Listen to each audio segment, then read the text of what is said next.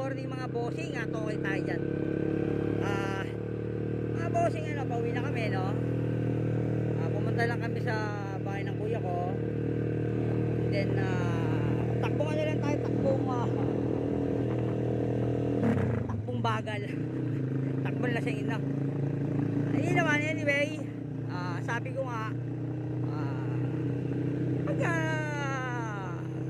nag-drive kayo ng motor, ano po, wag nating isipin yung mabilis, magaling tayo magmotor. Ang lagi nating iisipin is yung safety.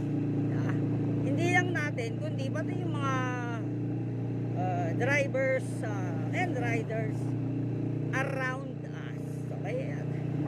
Kaya dapat laging paano mo gagawin yun? Siyempre, to observe lang. Observe lagi.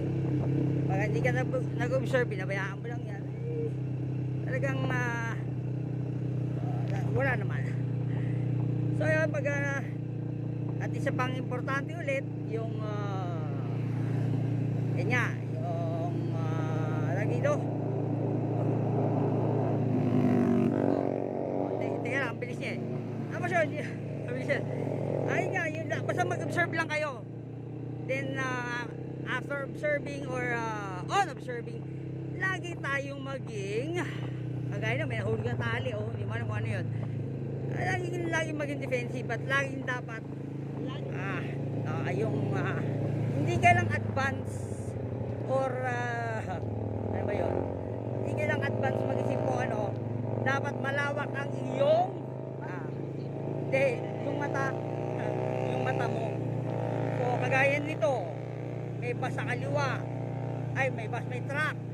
So sa atin mo overtake, bossing, okay lang mo overtake niya sa kanan. Ganito yan.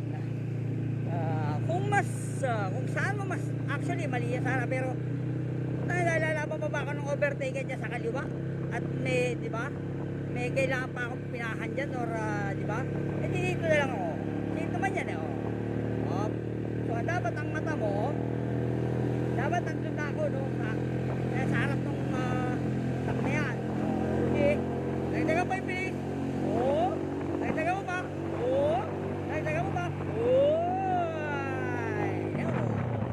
Release mo ng isang cambio pag overtake mo, medyo malayo-layo nito.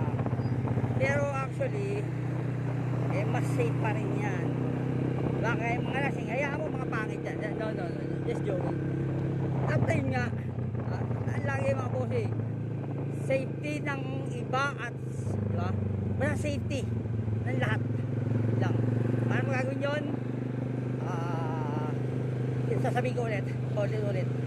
Basta enjoy riding mga bossing. Laging dapat na-enjoy nyo yung kada pag-ride nyo. Kahit sa kayo pupunta, kahit sa trabaho, kahit sa mamasyal lang sa bahay ng pamilya o ano. Yun lang, wala lang akong masabi. Kaya video kami. Pang gagawin natin, let's ride out loud. Wala doon.